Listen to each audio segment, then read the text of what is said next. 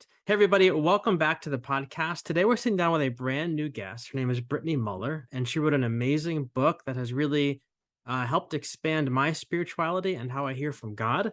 The book is called The Contemplative Tarot, a Christian Guide to the Cards. And so, Brittany, welcome to the podcast. We have a lot of things to talk about. Yeah, thank you for having me. I'm Uh, excited to talk. yeah, thank you. So, maybe we can start with a little bit about you and your Mhm, story and your spiritual journey because you're a Christian who uses mhm, tarot cards to connect with God. And mhm. because of you and a few other people, I'm also one of those people now. But these cards, many Christians have been told that they're like a device that's evil. They're anti-God. They're from the devil. So maybe before we get into the cards and what they are and what they aren't, just tell us a bit about your story, your journey, and how you got to this place today where you wrote this amazing book. Yeah, yeah, I grew up mostly Catholic, Mhm. so I also grew up in a religious tradition that told me that tarot cards were, you know, dangerous Mhm. and, Pick your sort word. of yeah, yeah, evil, like, a gateway to the occult, Yep. like, if you play with them, it will invite demons into your life, and Um, yeah, so I'm very familiar with that line of thinking. Yeah. But yeah, I was raised mostly Catholic. My family Mhm. converted to Catholicism when I was 13. Mm. And for me, Catholicism was the religious tradition that I really latched onto. And I was Mm. a really devout Catholic um, during my teenage years. Mm. And in college, I had um, a crisis of faith, I Mhm. guess. I the kind of Catholicism I grew up in was very dogmatic. Mhm. Um, it didn't really leave a lot of room for doubt or questioning. Mhm. And for me, as I became an adult and left home and started to be exposed to other people who are not like me, and different religious It's traditions. weird how that happens, right? Yeah, yeah, it's like, well, maybe the Catholic Church doesn't have all the answers. What do I do? Right. And I felt like I couldn't be a Christian and also have any sort of questions or doubt. Yeah. Yeah. So I just sort of left organized religion altogether Mm. for um, a pretty long time, close to Mm. 10 years. Mm. And it was during this time that I came to tarot Mm. because I didn't want to be part of a church. I didn't want to be part of any sort of organized religion, but I had grown up in a religious home and Mhm. there were a lot of things that I missed about religion. Mhm. I missed prayer and I missed ritual and I missed um, the ways in which religion put me in touch with my interior self and my Mhm. spiritual life. And for me, tarot was sort of a nice replacement Mhm. for that for a long time. So I picked up a tarot deck. I think I was like 25 when I bought my first deck. Mhm. Um, and I just fell in love with it. It was Mm. amazing. I never really used it for divination because that was never something that was particularly interesting to me or something that I felt drawn to. Mm. Um, I feel like I'm kind of like a high-strung, anxious person to begin with, and, for me, it's better to, not know the future, I don't need, Right. more things to worry about, you know? Right. But I loved using tarot for, journaling prompts and, um, sort of, meditation and reflection, um, and I used tarot this way for, um, several years and um, was really surprised, I guess, Mhm. by the amount of Christian imagery in the cards Mhm, themselves, which is, I'm sure, something that we'll talk about like later in mhm. the podcast. But there is a lot of Christian imagery in the cards because of tarot's history. And for me, that was like the really sneaky thing about tarot. Tarot wound up sort of leading me back to Christianity and back to Mhm. faith, just by sort of exposing me to Christian ideas again for the first time in a really long time. Yeah, that's really cool. It's funny because the first time I picked up a tarot deck was, I mean, I'm just fresh into it, like maybe 5 months ago, Mhm. and I didn't know what I was gonna get into. I was like, I don't know. I feel like the internal soldier inside of me was saying, "You can't do this because it's evil." Right, right, Right? yes, yes, But I felt like, the same yeah, but way. like, I'm A gonna lot of, open up like, this. internal conflict about it. Yeah, but like, I want to open up this thing and see what it is. And so I opened it up. I'm like, oh, these don't seem very scary. Like they don't seem like these are horrendous pictures that I'm looking at. So I'm like, all right, so that Mhm. makes it a little bit easier. Then I got like a book and started to read like a little bit about what they mean. I'm like, oh, like I see parallels to the Bible in here because like I Yeah. grew up in I went to Bible college, I went to seminary, so like I studied all the different things. I'm like, I Mhm. see a lot of different parallels between like parables of Jesus and teachings of Paul and For things in the sure. Old Testament prophecies and things that are being said in these cards. Like, cool. Like as like a whole nother like Yeah, language that I can maybe begin to learn where I can hear from God. yeah, absolutely. Yeah. I mean, that's how I felt about it too, and even in the book, I draw a lot of parallels between different cards and different parables and Bible stories. I feel like tarot, um, is such a great tool for Hmm. storytelling, and I Sure. love that you brought up parables because, um that's one way that I talk about tarot, with people who are unfamiliar with it and maybe kind of freaked out by Hmm. it. Like, I think of it as a set of 78 images that are all sort of interconnected and are really good at telling stories, Yeah. which is it's the same thing Jesus did, you Yeah. know? Yeah. And it sort of removes some of the, like, spookiness from tarot Yep. for people, I feel like. Definitely, definitely. And for our listeners, if you do pick up this book, like Brittany said at the beginning of every chapter, every section, whatever you want to call it, you have like a Bible verse to go with the Mhm, particular card, and then you give some background of that card, and then you tie it into scripture or different stories around scripture, and then you have questions at the end of every piece as well that mhm. kind of spark some internal thinking. So to your point, you do that with every single card, which I think is fantastic because it really helps break down the wall that people might feel exists between them and these cards because of Yeah, their for sure. past. Yeah. All right. So, what can you tell us about the history of these cards? Because, like we said, for many of us, we were taught they came from the occult. We were taught the Mhm. occult is bad. They came from the devil. Obviously, the Right, right. devil's bad. And so, like, I want on my shelf before we started talking.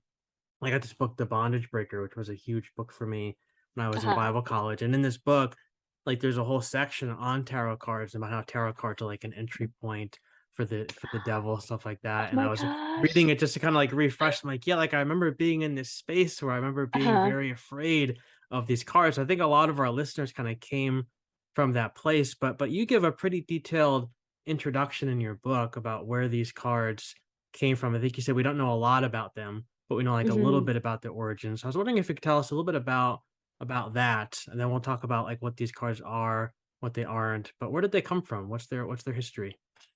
Yeah, this is another thing I like to talk about with Hmm. people who are really wary of tarot, and it was one of the things that made me feel better about using tarot, Hmm. especially, like, in connection with my, like, faith practice. Hmm. Um, so tarot originated in Renaissance Italy.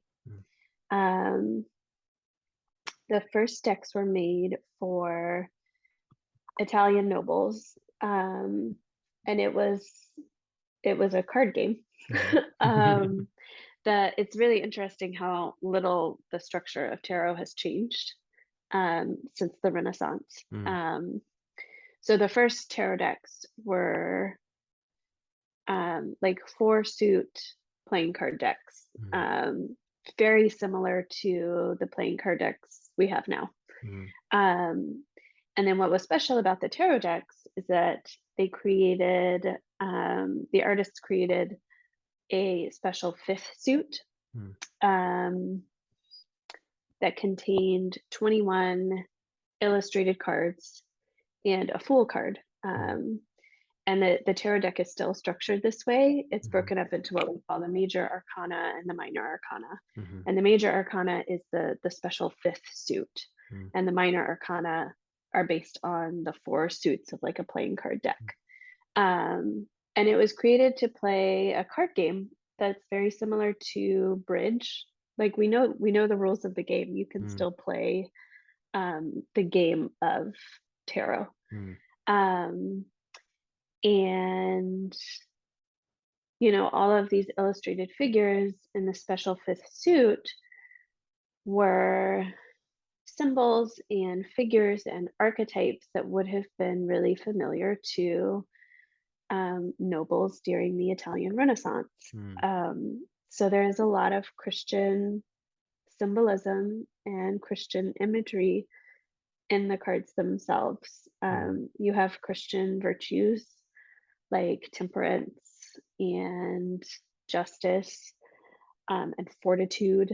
mhm, Um, you have sort of like biblical archetypes, like judgment mhm. and death and the devil, which is a card that really freaks people out. But the devil is like a figure in Christianity. Sure. There's a And death card too, right? there's a death That one card also too. freaks people out. That one freaks people out too. Yeah. Yeah. Um, but yeah, that was something that was really fascinating to me in Mm. learning about the history of tarot, because like I grew up thinking tarot was like sort of in the same category as like Ouija boards, Yes, like you right. just didn't want to like you didn't want to mess with it. Yeah. Um, but tarot existed in Europe as a card game for hundreds of years before Mm, it had any association with the occult. Um, it sort of like bopped around Europe mm, as kind of an obscure card game until the 18th century. mm, France went through like a big occult revival in the 18th century, and you had a lot of occultists who were um, sort of like doing their thing, and they latched onto tarot. mm, And that was the point at which tarot became associated with the occult, with like divination and fortune telling and occult ritual and stuff like that. mm. Um, but for me, it's really fascinating to know that tarot existed for hundreds of years before it had any of those associations, you know? Yeah. That's why I think it's so interesting because we've been told that it came from this place, like it existed in this evil world. That's like where it came from.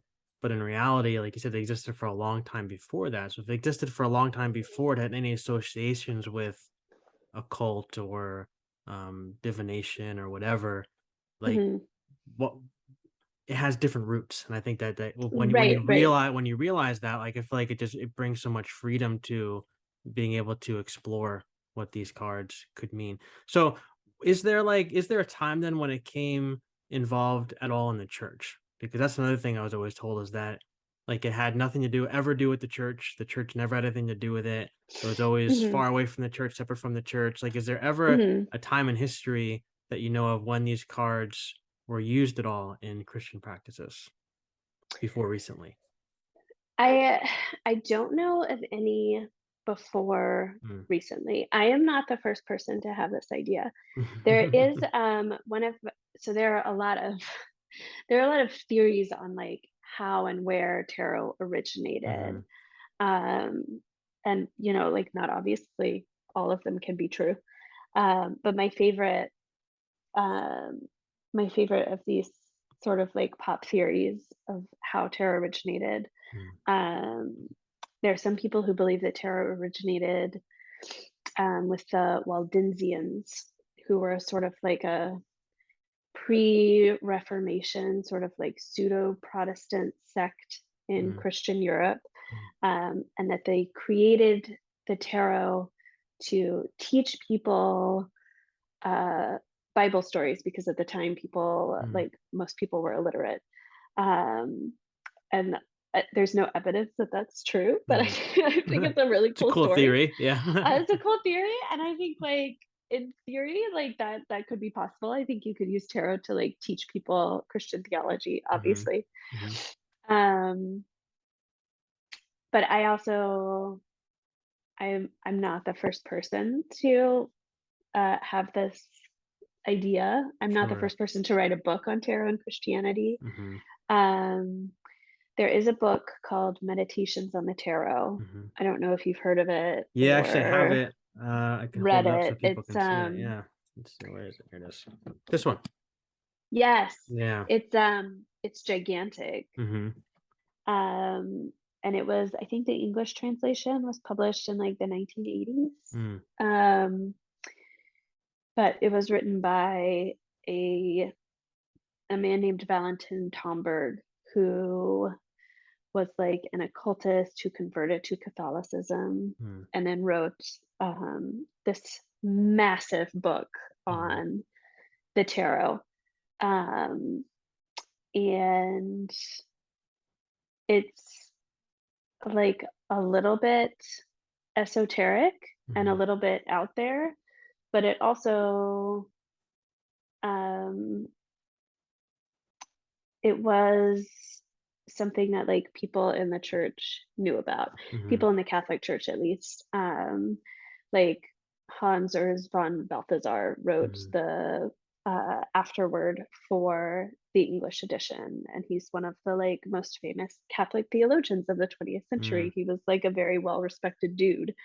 Um, and there's a photo of Pope John Paul II with, um the German edition of Meditations on the Tarot, like, on his desk. Mm. Um, so it was a thing that, like, people knew about. Mhm. Um, and it was a thing that some people, at least, were, like, ostensibly okay with. Mhm. Um, but I don't think it's something that has yet entered, like, um, popular culture, I guess, in Christianity. Sure. I feel like it's not something yet that people are super comfortable with, or the church would be like, yeah, cool, that's okay. Yeah, like, I feel you like it's know? almost like an underground movement, if that for lack of a Mhm. better phrase, because, like, there's a few people who I follow who I've had on the podcast who I have a lot of respect for, and they posted a couple things here and there about tarot, and, like, somebody posted, like, a picture of one of the cards, and then, like, with candles lit and stuff, I'm like, "That's interesting." And then somebody else Yeah. posted something, I'm like, "That's interesting." And then I came across your book, I'm like, "Oh, this is really interesting," because here it says right on the title, a title, a Christian. I'm like, what exactly is this?" And then I tried to do more digging, and then I came across different books, and it just seems like there's this movement of people out there who have been exploring these parallels for a long time, and I think that Sure. once you realize that it's not just one or two people who are Mhm. trying to make this, make a connection between these two worlds, once you realize that that connection has existed for quite some time, even if we haven't known about it, I think again, it just brings a Mhm. lot of freedom to go and explore these things on our own. Yeah, for sure. Yeah. It's really interesting to talk about this with Christians because I always sort of expect that they'll be really freaked out by it, but that's not always the case. Sometimes I talk about this with people, people will, like, I'll meet people and they'll ask me what I do, and I'll tell them about this book, Yeah. and they'll be like, "Oh, that's really interesting. Like, I have a friend who's a Christian who, like, plays around with tarot cards or whatever." Like, one of the interesting things about publishing the book and talking about it with so many Mm. people is that it's not quite as, like, a weird niche thing as I thought it was, Yeah. maybe, like, 3 or 4 years ago. Yeah. Yeah, I've had a lot of people, like, I've written a couple things on my blog about it. I've done a couple things on Instagram. And I've kinda just, like, Mhm. been dangling it out there just to kinda see what the Yeah. response would be from people. And I've had a lot of people message me and say, "Oh, this is really interesting," because I've always been slightly nervous about them, but slightly intrigued about them. And here you Mhm. are doing this. I'm like, "Oh, well, you have to go follow Brittany. You have to go follow this person, because there's a Yeah. whole world out there to explore." And I think it's helping people, I think, hear from God, hear from the divine, whatever, in a different way. Yeah.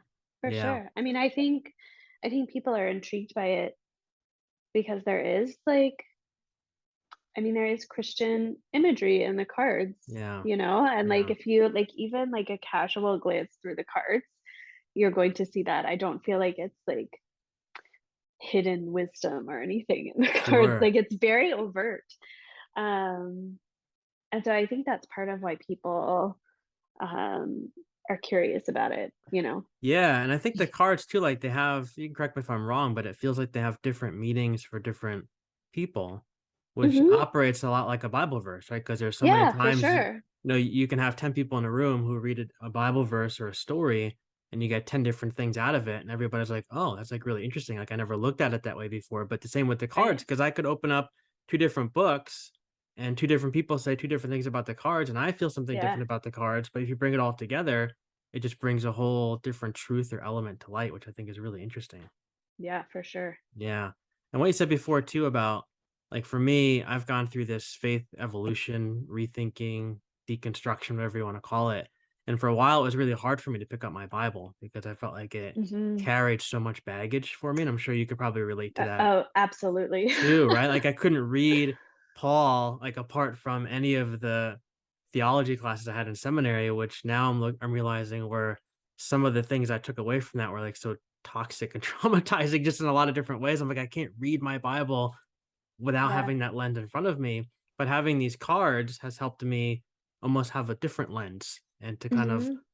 be able to pick up my Bible again and be able to see parallels that have always been there that maybe I didn't notice before. So Yeah, it's given me a lot of freedom absolutely. to kind of reopen my Bible. Yeah. I've had a lot of people come to me and tell me that they have a similar relationship with tarot Hmm. now.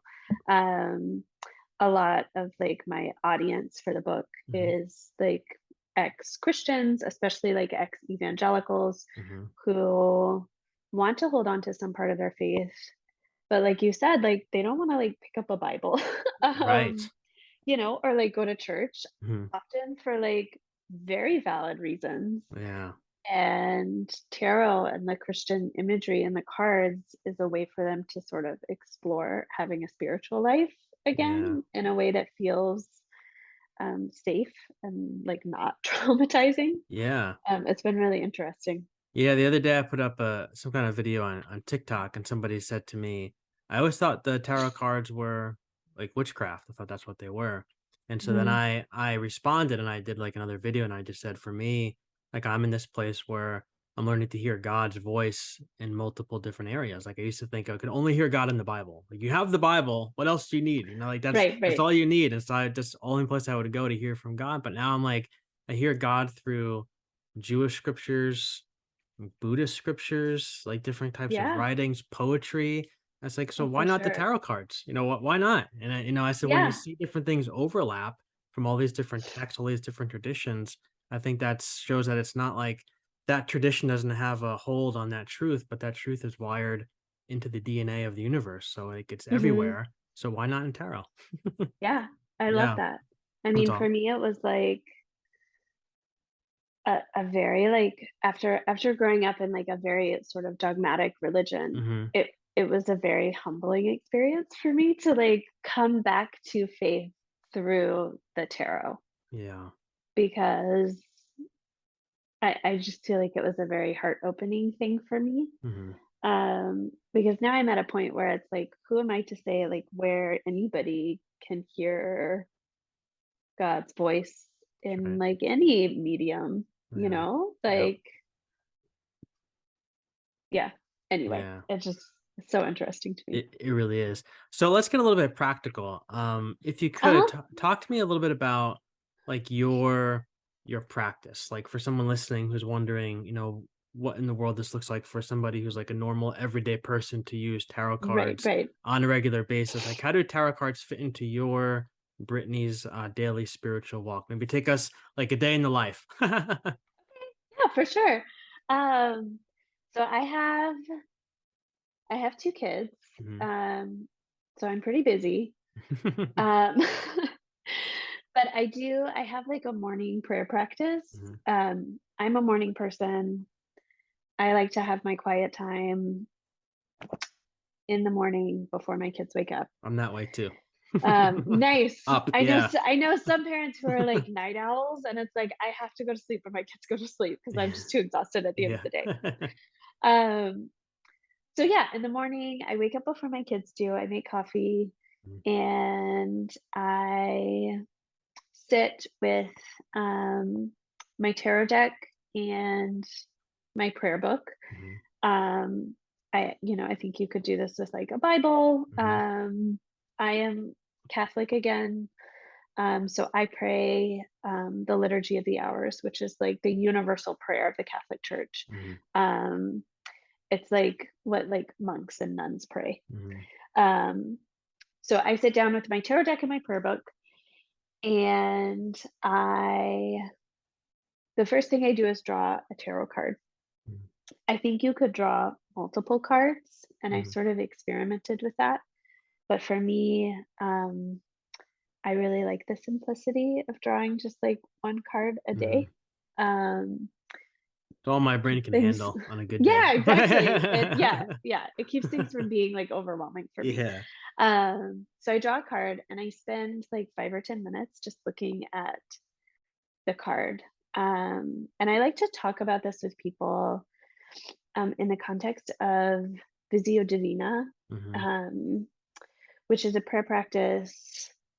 Um, it's Latin for divine seeing, and it's a prayer practice that involves praying with images, mhm, which is something that, like, when I talk about this with people, it's something that Catholics are like, "Yeah, I get it," and evangelicals are like not always so sure about.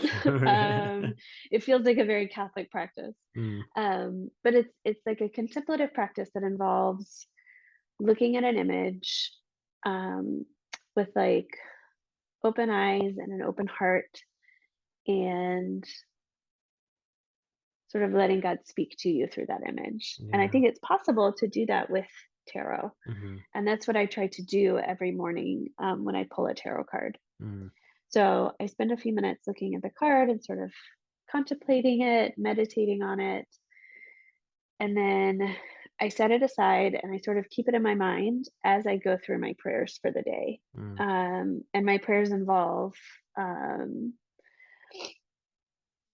Psalms, passages from the Bible, mhm, stuff like that. And it's always really interesting to sort of put the tarot card as like a lens over whatever scripture passages I'm mhm, reading that day, because um, it often I feel like opens doors that like mhm. I would not notice otherwise. Sure. It sort of like brings certain themes and ideas to the forefront, Mm, um, that I just might not like otherwise recognize. yeah. So for me, it's really interesting Mm, to use tarot as just like another layer of my prayer practice, if that yeah. makes sense. No, that makes a lot of sense. It was, I think it was Richard Rohr who talked about how like the scriptures are like a diamond, and every time you turn them and the light hits them a different way, you see Right, something right. different. And I feel like that's true with tarot because you can have the same passage maybe that you're meditating on for let's say 3 or 4 days, and you Hmm. pull a different card every day, and you read that passage alongside the card, and you might see Right, something right, very different in that passage depending on what came to light in the card. That's been right. my experience. Exactly. Yeah. Yeah, for Yeah, sure. which I think is really cool. So if you were to like recommend to somebody like who wants to start using tarot, maybe they're the people who came Hmm. from our kind of background where they were told this is off limits, but they're intrigued by it. Hmm. Where would you recommend that they begin, like kind of using this in their own daily practice? Obviously, your book is a huge help. Is there, obviously you just wrote your book, so there's other things that have influenced you along your journey. Is Hmm. there any kind of book that you would recommend people get in addition to your book? Any kind Hmm. of help that you could offer them? Yeah. I mean, I think like buying a deck is a great first step. Mhm. And people always ask me like, what deck should I get? Right, there's so Because many. there's so I went to the there's bookstore, I was like, so "Holy moly." many. There's so many. Yeah. I often recommend that people get the Smith Waite deck because there's so many decks that are based on its imagery. It's a Mhm, really popular deck. It's the deck I used for the book. I mhm. have my like trusty little Yeah, deck it right is. here. Yeah. But I mean, like these are like the images that Mhm. I feel like people connect with the tarot. Yeah. But I feel like not everybody is going to connect with um, the same deck. And Mhm, I do think, um, especially because the way I use tarot is very connected to this idea of visio divina and like letting mhm, art speak to you. I do feel like it's really important to have a deck um, that you enjoy looking at, mhm, and that is inspiring for you. There are also like specifically Christian tarot decks, mhm. which I often recommend for people who are like, I'm kind of curious about this, but also it still kind of freaks me out a little bit. I need it to There's feel very Christian if I'm gonna get into it, right, yeah. exactly. Yeah. There's the Tarot of the Saints by Robert Place, which is out of print, Mm, but you can usually find copies on like eBay and places like that. mhm, There's a tarot deck that's based on like Byzantine iconography. mhm, That's like obviously very Christian. There are others too. mhm, They're not super hard to find. Um, and then as far as books go, I do think my book is great. mhm. There are not a lot of other books that specifically focus on tarot and Christianity, but Yeah. there are a lot of books that I recommend that um, sort of teach you tarot from the perspective of using tarot in like a therapeutic way Mm, or like a meditative way rather than um, like a divinatory or fortune telling kind of way. mhm, I recommend often Jessica Doerr's book called Tarot for Change, mm, um, because she writes about using tarot for like self growth, which I mm, really like. mhm. Um, and I'm trying to remember what the other one is. Robert Place wrote a tarot book Mm. um, that I really like. Let me look up the name of it real quick. Yeah, sure. Um, the name escapes me right now.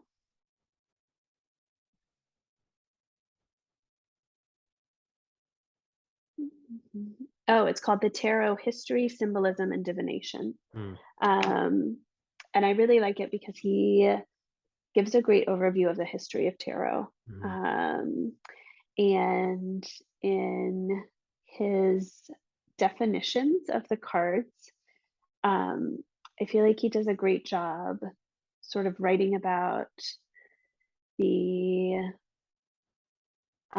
like cultural and philosophical context of the mm. cards, like from the Italian Renaissance, which for me was really helpful. Yeah. Hmm. I think it's important too, you've said a couple times about divination.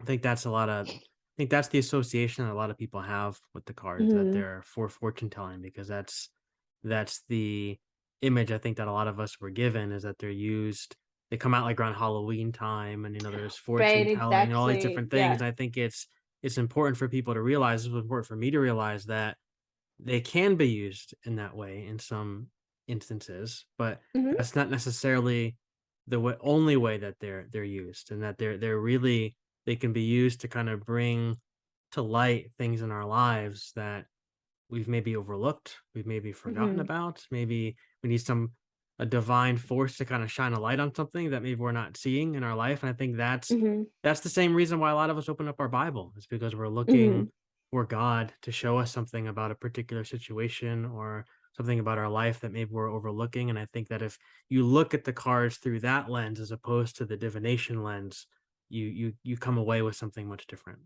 Mhm. Yeah, for Yeah. sure. Yeah. All right. So I cleared this with you before we hit record, but I was wondering if we could end with you doing like a tarot reading for our listeners. Perhaps pull a card on all of our behalf, show us that Yeah. it's not super scary, complicated Yeah. demons aren't going to jump out of our screens, and leave us with some wisdom or some word of For encouragement. sure. Yeah. No, I love that idea. I've done, like, a number of podcasts, Hmm. obviously, like, for with, like, the book release, and nobody has asked me to do, like, a tarot Oh, there you reading, go. and I First love one. that. Now people are going to steal the idea, which is fine. Oh, I love this. So I pulled the 10 of cups. Mm, Um, I love the 10 of cups.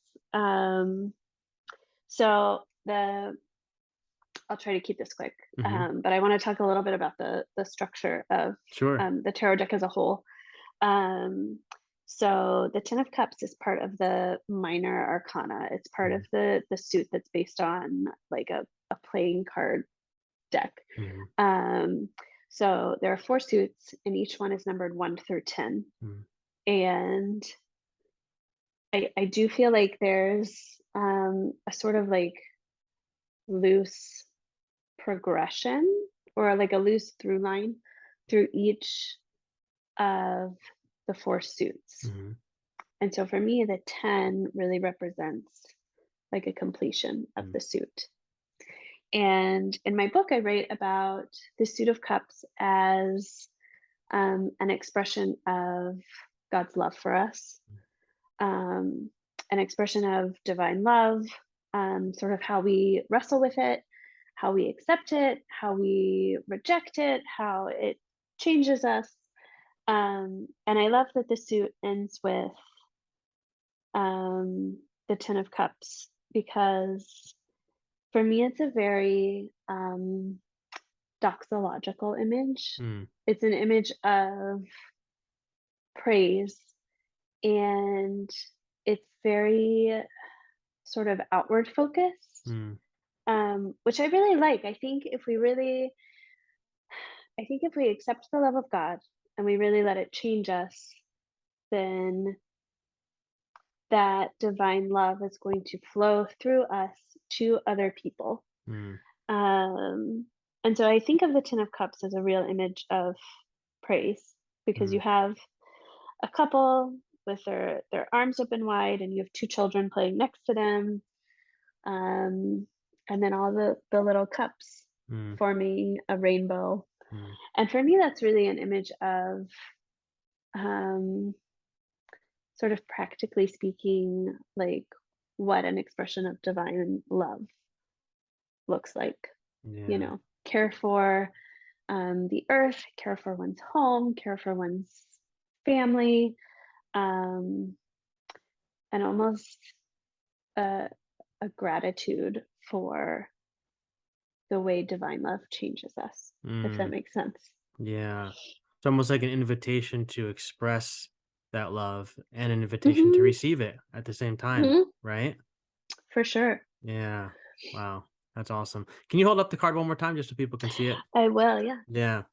And then Here it is. if you're listening and not watching, you can always go to Google and just type in 10 Yeah. of cups. It'll pop up. It That's will, it'll awesome. pop up. That's awesome. Well, hey, Brittany, we're just about out of time, but this has been a lot of fun. I really thank you for making time for me and for our listeners and Yeah. for the wonderful work that you're doing. Yeah, it was so fun talking with you. Thank you. And before you go, where can people find you online? What's the best places to go to find you, to interact with your work and yourself? I am mostly on Instagram these days. Hmm. So that's the best place to find me. And I am blessed.vigil on Instagram. But I think you can also just look up my name on Instagram and you will Yes. find me. Well, I will put the link in the show notes, and I'll put the link to the book in the show notes. And the book is Cool. actually in bookstores. It's in my local It bookstore. is. Yeah, Yeah. yeah. I was like, oh, I know that book was on the bottom shelf. I think because of the alphabet, I was gonna move it to the top. Yeah. Thank you. Awesome. Well, I'll put the link to the show notes, and maybe we can do this again. Sounds great. Thanks, Brittany.